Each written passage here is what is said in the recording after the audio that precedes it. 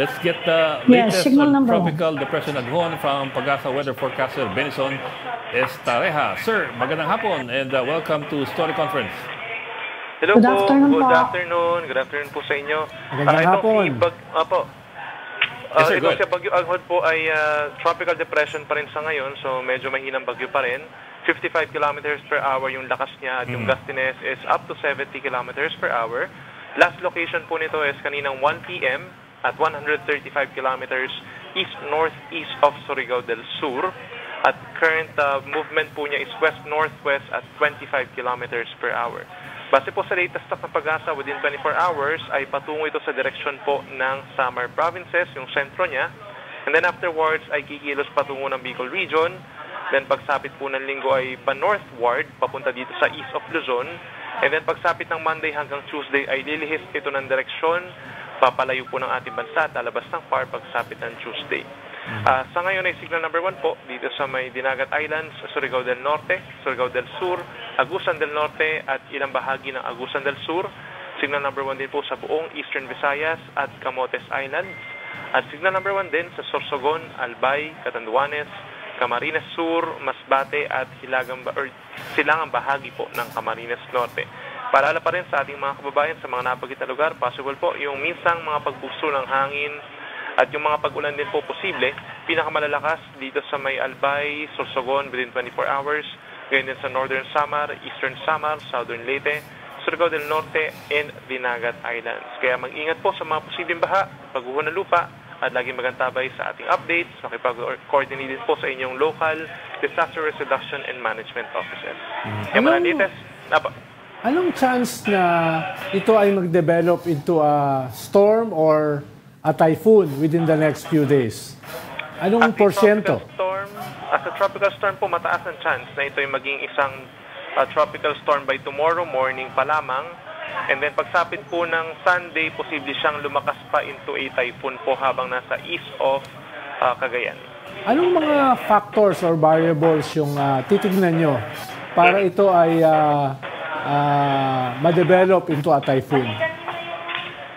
Yung isa sa mga factors po talaga ay yung mainit na karagatan. Isa sa mga nagsusupply yan ng enerhiya dun sa ating bagyo para lumakas pa. Mukha ba sa mainit? Ano yung forecast for Metro Manila? Forecast for Metro Manila, possible po by tomorrow and sa Sunday, cloudy skies. Tapos meron po tayong scattered na ulan dahil dun sa outer cloud band. Sir, kanina, Ed, on the way here, ang lakas ng buhos sa Quezon City. No? Parang bagyo eh. Hindi nga mainit eh. Sir, ano hong chances ng landfall nito?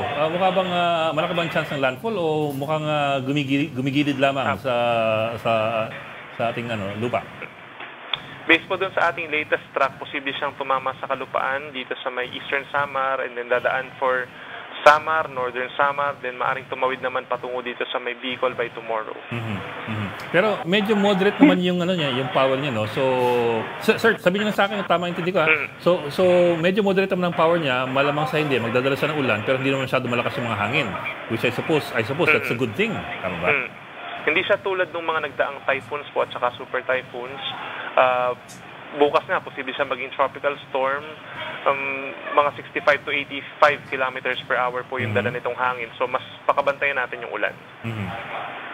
Okay. May iba pa bang weather disturbance? Halimbawa, low pressure area na nakikita kayo ngayon?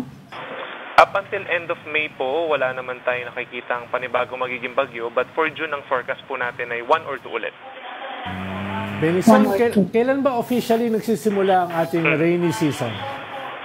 Yung average po is last week of May hanggang middle of June. Yan yung average. And mukhang papasok naman tayo dun for this year. Sir, so ano far... po yung latest na sa La Nina? Kasi sabi, mabilis daw yung mukhang maging mabibilis yung transition from the current etong sobrang init at papunta sa La Nina, mabilis daw yung transition. Tuloy pa rin ba yung forecast na yan? Yes, kasi usually po, ang neutral or normal condition ng karagatan ay matagal, inaabot po ng 6 months or higher. But yung pagitan po ng pagtatapos ng El Nino at yung pagsisimula ng La Nina ay maaaring mga 3 buwan lang. So maaaring sa August po, after matapos sa June ng El Nino ay siyang magsimula naman ng La Nina. Sir, you're projecting rains over the weekend Pero anong klaseng rains are we looking at? Malakas na buhos ba na ulan na nakakabaha o nakakapag-landslide o moderate lamang? Sporadic. Apo, malakas ang ulan na aasahan po dito sa Eastern Visayas, for Bicol Region, Quezon, Aurora, but for the nearby areas, for the rest of Calabarzon, Metro Manila, Mimaropa, Central Visayas, yan po yung mga light to moderate rain. Okay. Yung cloud bands, hindi naman masyadong sweeping, o hindi naman masyadong malawak yung mga cloud bands? Actually, medyo malawak po yung cloud bands, kaya lang moving yung clouds, kaya hindi sustained yung ulan. Okay. So medyo kaya kalat-kalat. Sorry po? Kaya kalat-kalat yung ulan. Basta po may ulan. For Metro Manila, mga light to moderate rains po.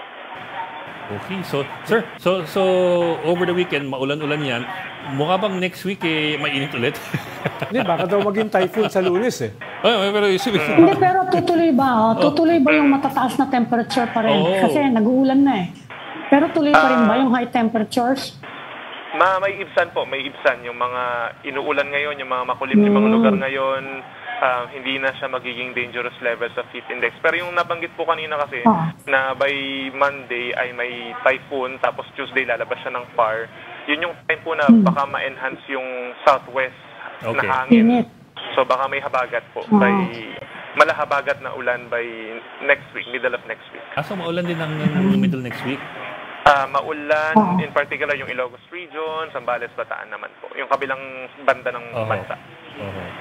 Okay. At least so talagang pahina ng pahinatong init. Naiinitan kasi kami masyado.